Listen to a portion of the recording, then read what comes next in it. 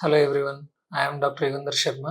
I am the head of the Department of Radiation Oncology, Renova Soumya Cancer Center, Secunderabad.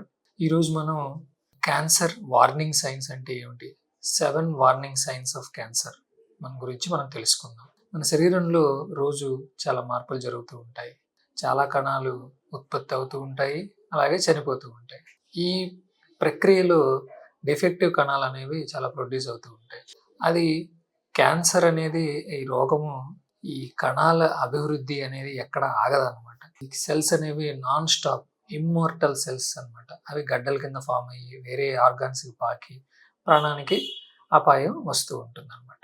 So WHO అనేది మనకి world health organization 7 warning signs of cancer అని చెప్పేసి కొన్ని లక్షణాలు మనకు చెప్పింది. ఎందుకంటే భారతదేశంలో ఇప్పటికీ కూడా 100కి 60% నుంచి 70% క్యాన్సర్లు 4వ స్టేజీలో కానీ బాగా నయం చేయలేనటువంటి స్టేజీలో మనకి గుర్తించబడుతున్నాయి. సో మనం క్యాన్సర్ని ఎర్లీ స్టేజ్లో అంటే చాలా ప్రాథమిక దశలో గుర్తిస్తే 100కి 90% వరకు క్యూర్ అయ్యేటువంటి అవకాశాలు ఉన్నాయి. సో ఈ పలానా లక్షణాలు ఉంటే క్యాన్సర్ అయ్యి ఉండొచ్చు కాబట్టి డాక్టర్ దగ్గరికి వెళ్ళొచ్చు, అంతేగాని క్యాన్సర్ కన్ఫర్మేషన్ కాదు. సో మోస్ట్ ఇంపార్టెంట్గా WHO చెప్పింది ఏంటంటే, ఇంగ్లీష్ అక్షరం కాషన్ అంటే జాగ్రత్త అవసరం.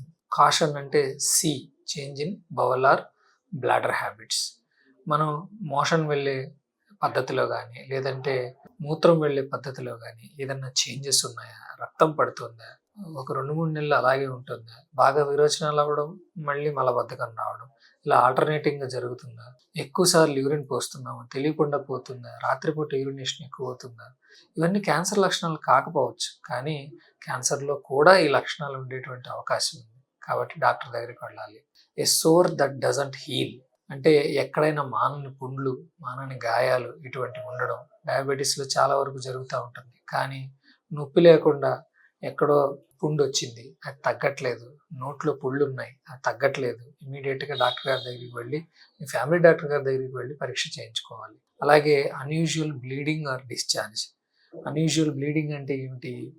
మహిళల్లో మెయిన్గా మెనోరేజియా అంటే పీరియడ్స్ ఉన్నప్పుడు ఎక్కువ బ్లడ్ పోవడం, లేదంటే పోస్ట్ మెనోపాజల్ బ్లీడింగ్ అంటే మెనోపాజ్ వచ్చేసిన తర్వాత ఎప్పుడైనా బ్లీడింగ్ కనపడడం, లేదంటే వైట్ డిశ్చార్జ్ కనపడడం, ఫౌల్ స్మెల్లింగ్ డిశ్చార్జ్ కనపడడం, లేదంటే మోషన్లో రక్తం పడడం, యూరిన్లో రక్తం పడడం, ఎక్కడైనా సరే ఇట్లాంటివి ఉంటే కనుక ఇమీడియట్గా వెళ్ళి డాక్టర్ గారికి చూపించి క్యాన్సర్ ఉందా లేదా అనేది నిర్ధారణ చేసుకోవాలి.